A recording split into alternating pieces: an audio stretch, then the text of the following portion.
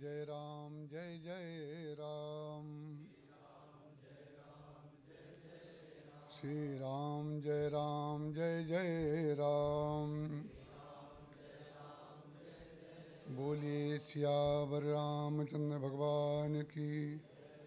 श्री गुरु चरण सरोज रज निज मन मुकुर सुधारि। बरनउँ रघुबर बिमल जसु जो दायक फलचार। हृदय विराजत राम सिय और दास हनुमान। ऐसे श्री गुरुदेव को बारंबार प्रणाम।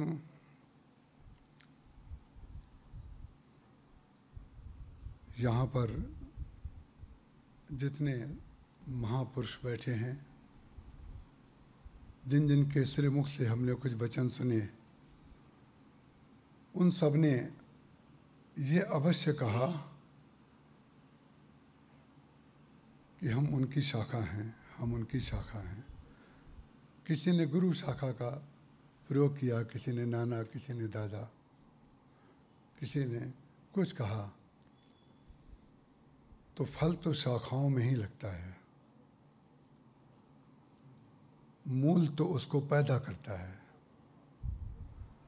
तो जितने फल यहाँ पर मधुर रस दे चुके और अभी देंगे कल तक, वे सब उसी मूल से आए हुए हैं।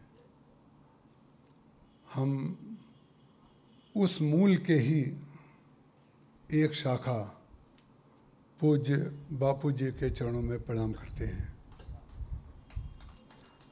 यहाँ पर जब हम आए तो 4 दिन से हम यहाँ पर आनंद ले रहे थे। कल बापू जी मानस कुटिया में पधारे। 5 मिनट पहले वहाँ के कर्मचारियों ने सफाई का कार्यक्रम प्रारंभ किया और जिस झूले पर उनको बैठना था आकर के, उस झूले की नीचे जो दरी बिछी हुई थी, उसको जितने कर्मचारी सेवक वहाँ थे, सबने अपने अपने ढंग से संभाला। जब सबने अपने अपने ढंग से संभाला तो मैंने ये देखा कि वो जो संभाल रहे थे दड़ी को आकर के, उसमें कुछ माताएं भी थी, बहनें भी थी और सेवक भी थे।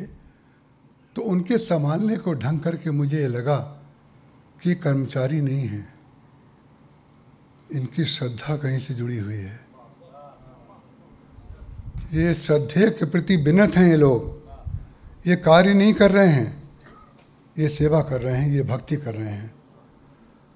तो मैं उन सब सेवकों के प्रति जो यहाँ पर किसी न किसी रूप में नीचे ऊपर बाएं दाएं जब बापू निकलते हैं तो किस श्रद्धा से वो लोग उनका सम्मान के साथ उनको मार्ग देते हैं। उनके शरीर की जो व्यथा गथा होती है, उससे लगता है कि वे परम श्रद्धेय के प्रति अपने श्रद्धा। तो श्रद्धा जो होती है वो एक निष्ठ होती है, एक निष्ठ।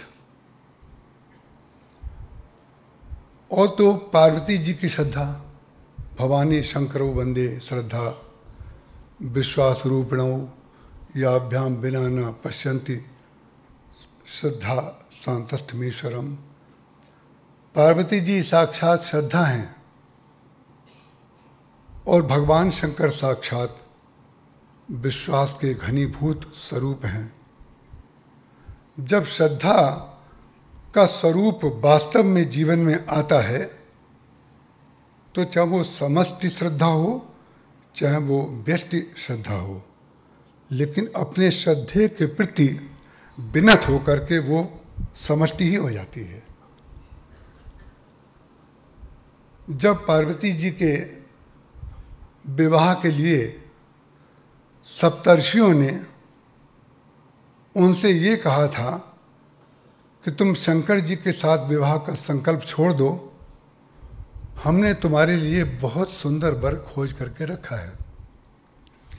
वो नहीं मानी और उन्होंने शंकर जी की प्राप्ति के लिए तपस्या की। और जब तपस्या कर रही थी तब उस समय बीच में ही एक घटना हुई। जब बीच में घटना हुई कि भगवान शंकर ने कामदेव को जला करके भस्म कर दिया। जब शंकर जी ने कामदेव को जला करके भस्म कर दिया तो सप्तर्षियों को अवसर मिल गया कि पार्वती जी को जाकर के कहें कि जैसी लोगों का स्वभाव होता है कि हमने तो पहले ही कहा था, ये जो हमने पहले ही कहा था ये आज का ईश्वर नहीं है, हम जो कहा ये कभी नहीं होई। जनता का मन बदलता रहता है, मौसम की तरह बदलता रहता है। मारही चरण करही बहु हासी। हनुमान जी महाराज जब लंका में प्रवेश करते हैं तो उनकी प्रहार कर रहे हैं वहाँ के राक्षस, मारही चरण करही बहु हासी। लेकिन जब लंका जला दी तब क्या कहते, हम जो कहा ये कब नहीं हुई, बानर रूप धरे सुर कोई। कब कहा था, किससे कहा था, कुछ पता नहीं, लेकिन इसी को कहते हैं जनमत। कब लात मारे कब माला पहना दे, इसी को जनमत कहते हैं।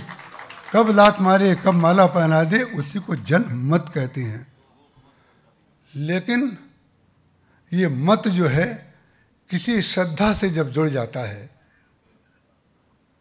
अपने श्रद्धे के प्रति जब केंद्रित हो जाता है तो मत बदलने वालों की चिंता नहीं करता है।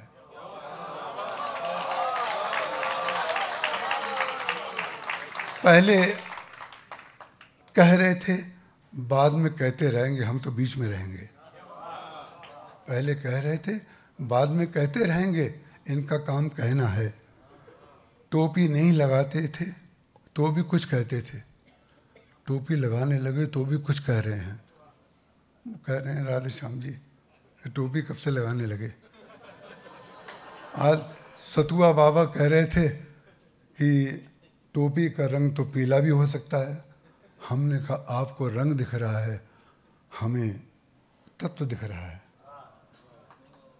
आपकी दृष्टि है अपनी, पूज्य हैं आप, जो भी कहें वो अच्छा ही है, आनंद आता है।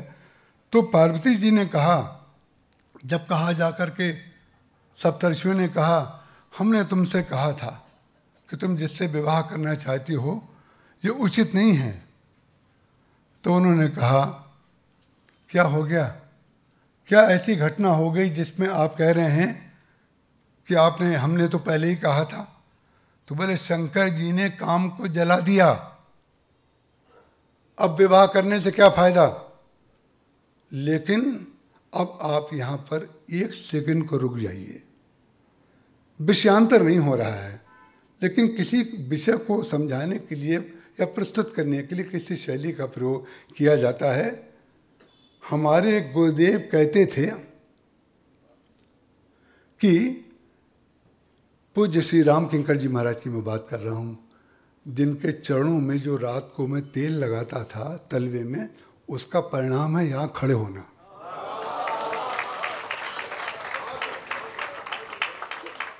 उसकी बात कर रहा हूँ। परम पूज्यपाद श्री राम किंकर जी महाराज कहते थे कि अहम से मुक्ति का एक ही उपाय है कि आप सामने वाले के अहम की रक्षा करिए। ये अहम से मुक्ति का मात्र एक ही उपाय है कि सामने वाले के अहम की रक्षा कीजिए, आप अहम मुक्त हो जाएंगे। और अहम हमें तभी परेशान करता है जब हम अपने अहम की रक्षा करते हैं और दूसरे का अहम अपने आप टूट जाता है। पार्वती जी जिनकी श्रद्धा एक निष्ठ शंकर जी के प्रति है, वे पार्वती जी कहाँ से अपनी बात शुरू करती हैं। मैं आदरणीय हरीश भाई का इसलिए स्मरण कर लूँ कि उन्होंने मुझसे आकर के ये अनुमति दी है कि आपका अंत में होगा, इसलिए आप 10 मिनट अधिक ले सकते हैं। और मैंने इसलिए कह दिया कहीं आप लोग मुझे हूट ना करने लगें,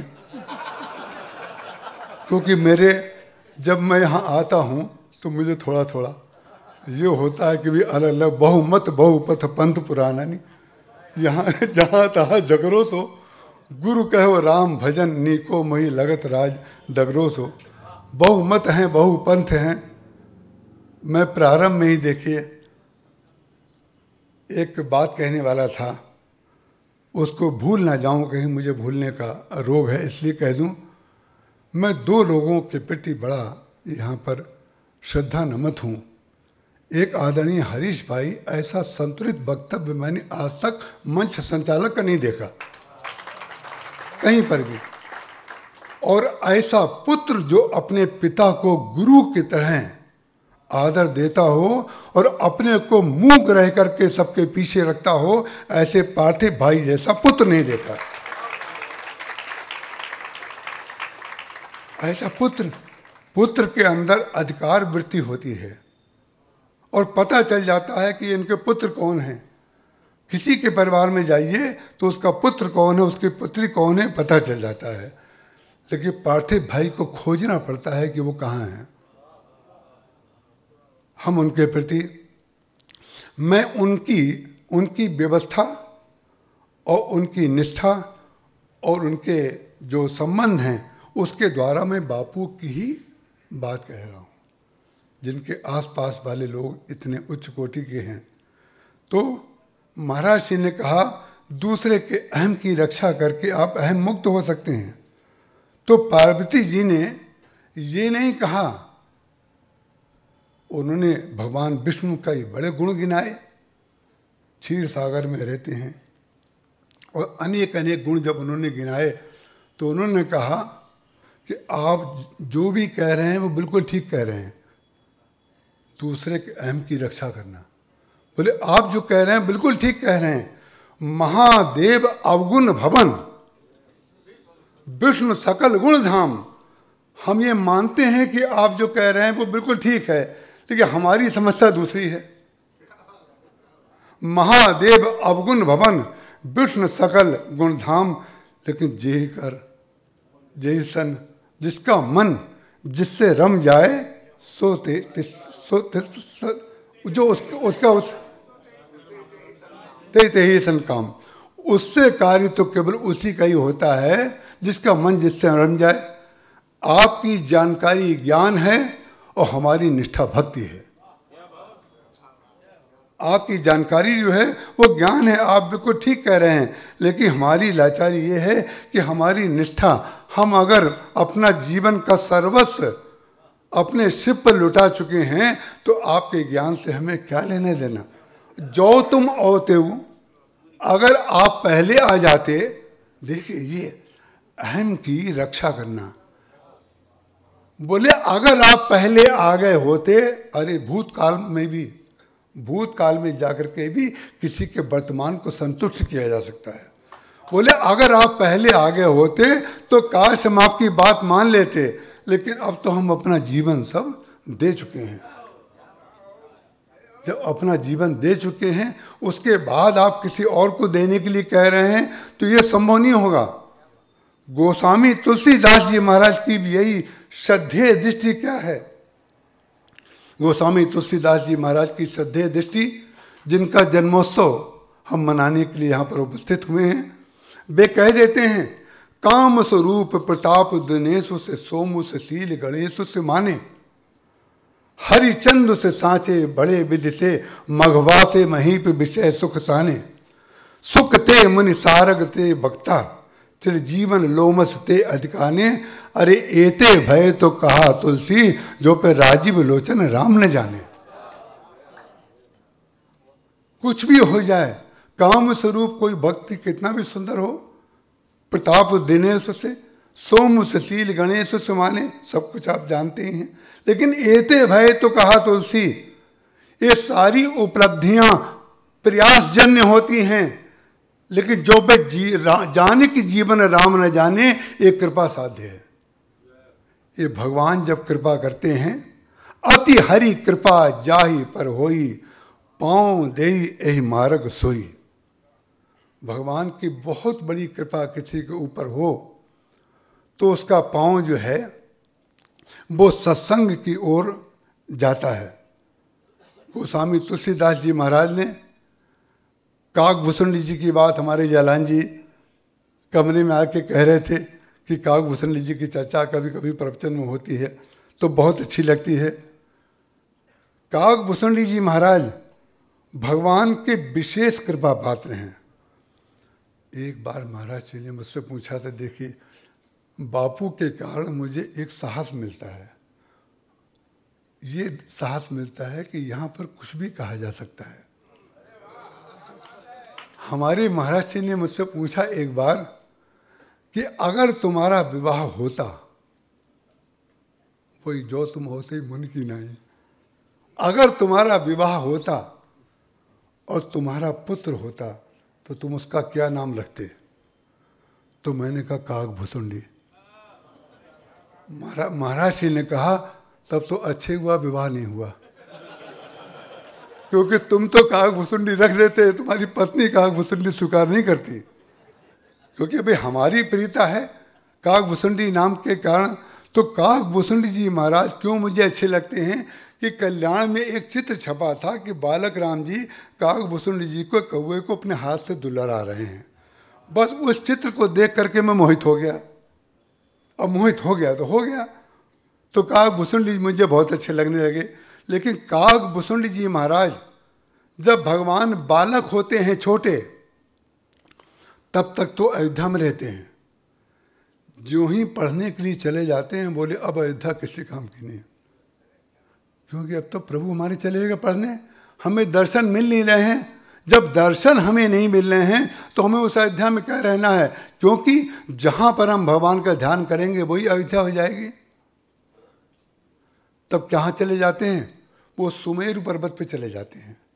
और सुमेरु पर्वत पे जाकर के काकभूषण जी खाली नहीं बैठते हैं।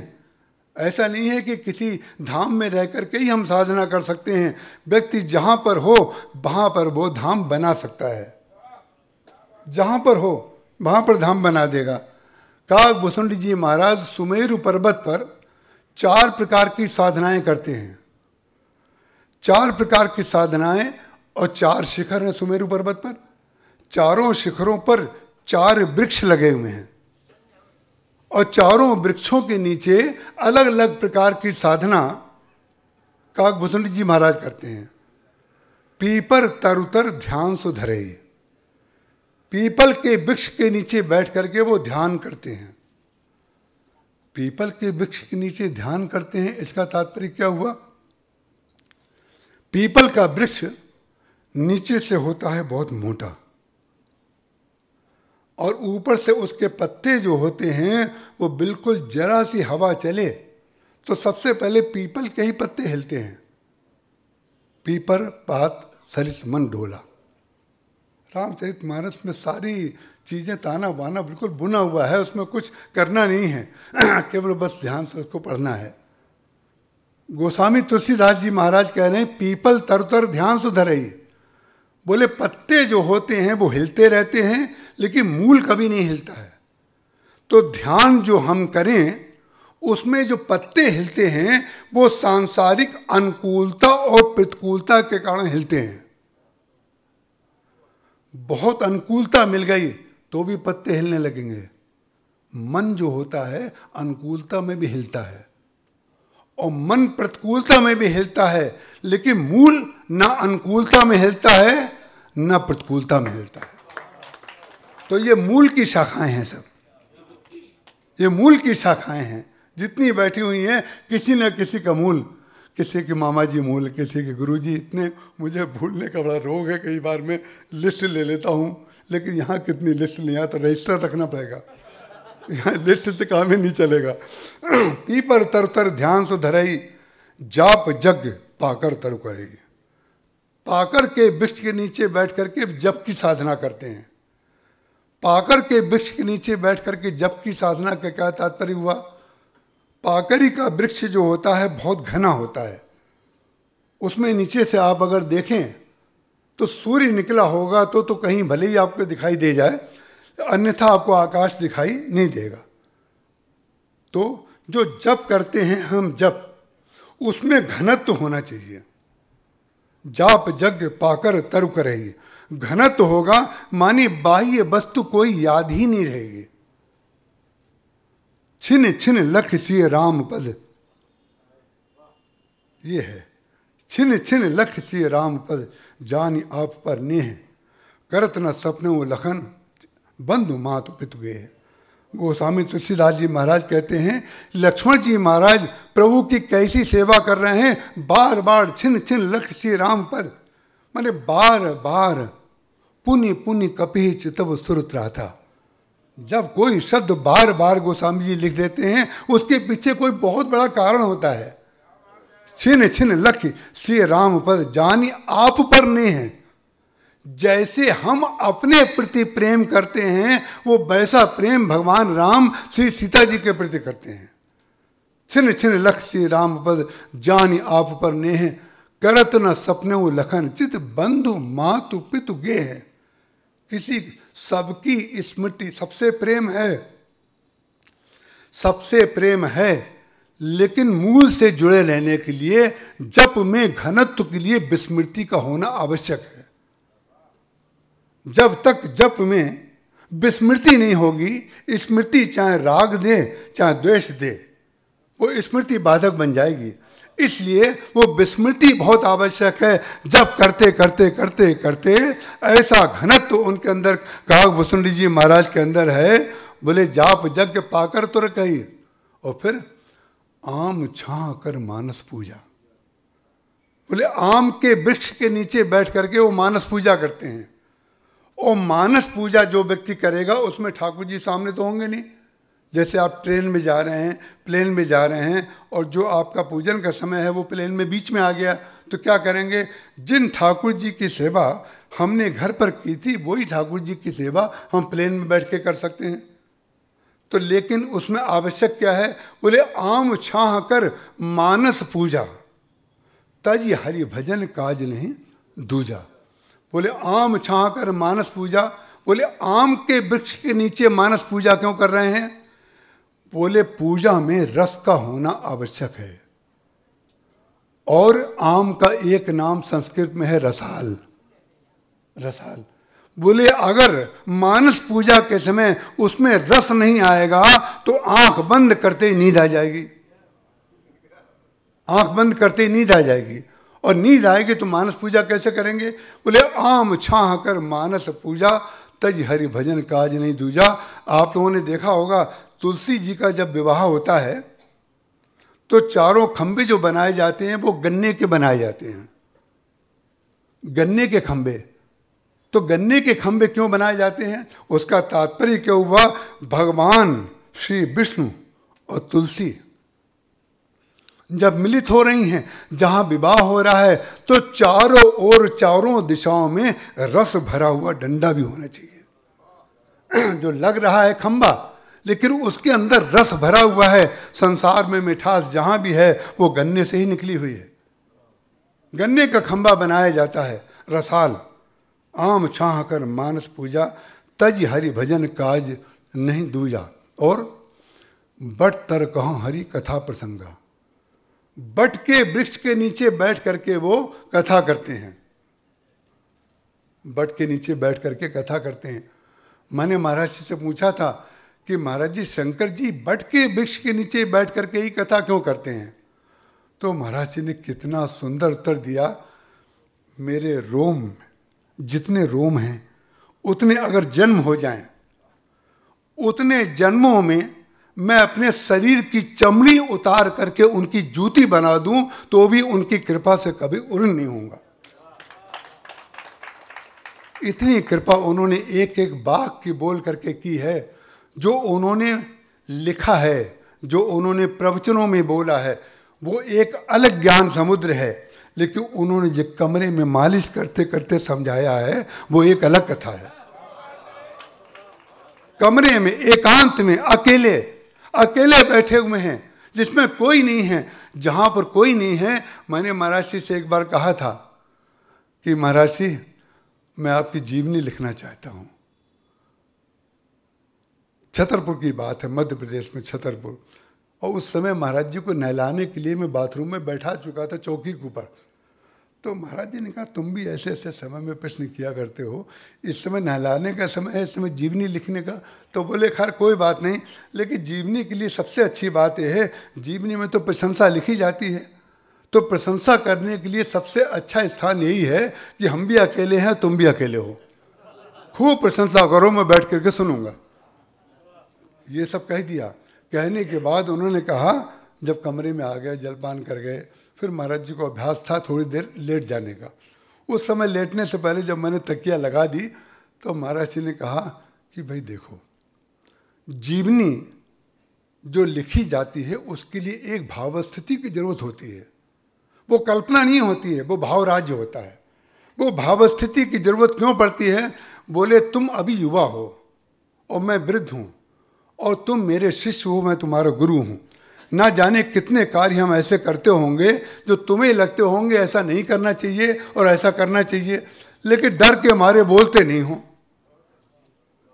तुम्हें तर्क वितर्क जो आता है मन में, वो डर के मारे बोलते नहीं हो।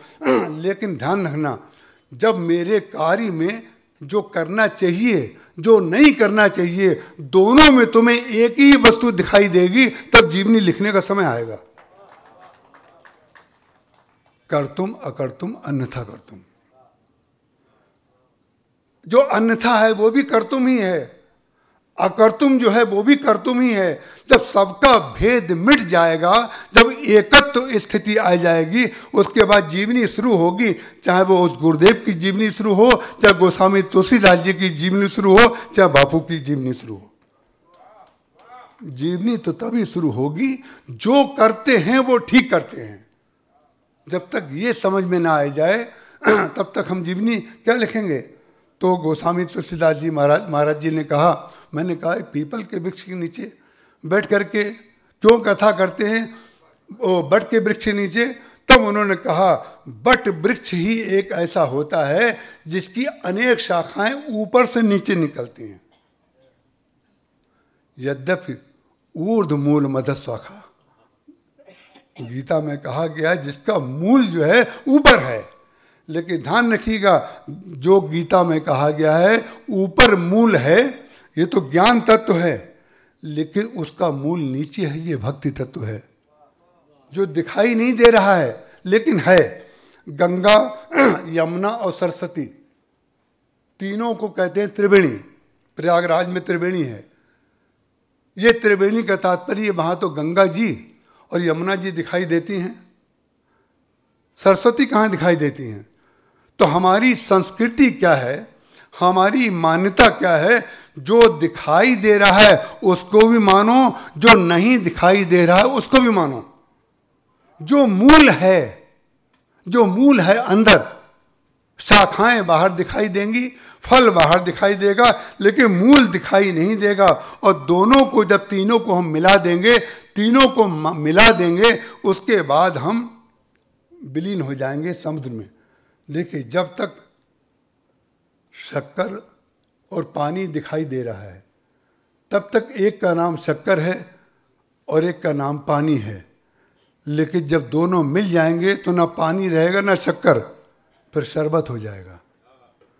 जब शरबत, जब अपना अस्तित्व मिट जाए, ना हम पानी हैं ना हम शरबत हैं, जब दोनों हम मिट जाएं तो परिणाम क्या हो जाता है? हम अपने मूल में स्थित हो जाते हैं। ये हमारी संस्कृति है। हम त्रिवेणी को मानते हैं, लेकिन जो नहीं दिख रहा है उसको हम परंपरा से मान लेते हैं। ध्रुव तारा दिखाई दे रहा है कि नहीं दिखाई दे रहा है? कर्मकांड में ब्राह्मण लोग मंडप में बैठ के कहते हैं, उत्तर दिशा में देखो कि ध्रुव तारा है, और ग्रंथों में लिखा हुआ है ना भी दिखाई दे रहा हो तो कह देना चाहिए वर को कि हमें दिखाई दे रहा है। इसका तात्पर्य क्या हुआ? हमारी दृष्टि सीमित हो सकती है, पर्दा हो सकता है, बादल हो सकते हैं, हमें दिखाई ना दे, लेकिन ध्रुव सत्य है कि ध्रुव तारा है। ये ध्रुव सत्य है। और ये ध्रुव सत्य कहाँ से आया? ये ध्रुव सत्य आया ध्रुव जी से। ध्रुव जी से ध्रुव सत्य आया। उत्तान पाद के दो पुत्र हैं, एक है उत्तम, एक है ध्रुव, और दो पत्नियां हैं।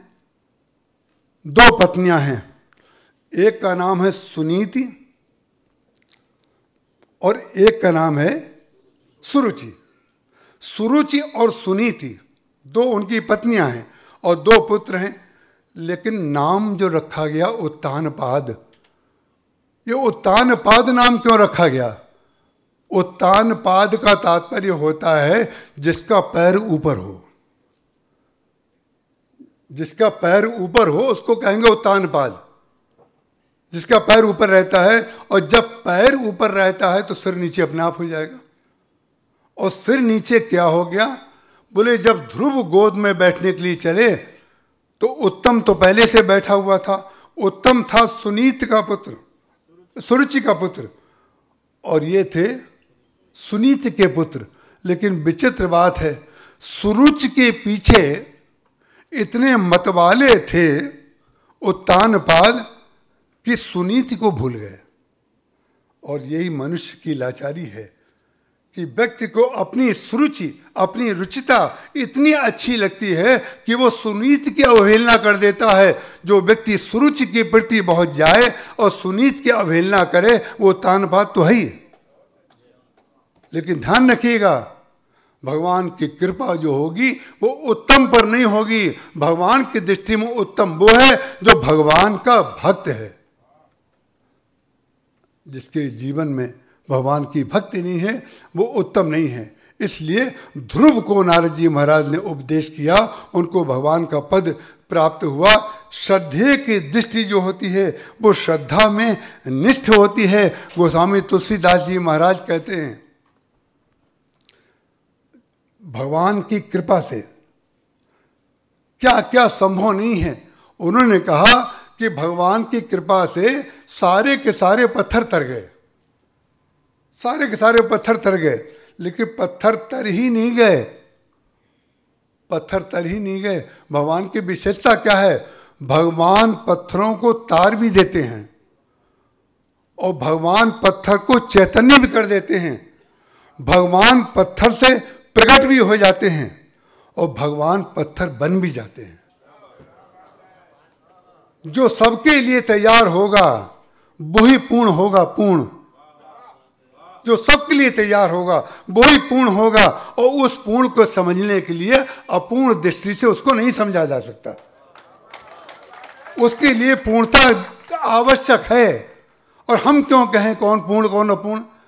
हमें जो समझ में आता है हम इतना ही जानते हैं कि पूर्ण को समझने के लिए पूर्ण ही चाहिए। फुटबॉल को देखने के लिए पूरी फुटबॉल कैसे देखेंगे आप?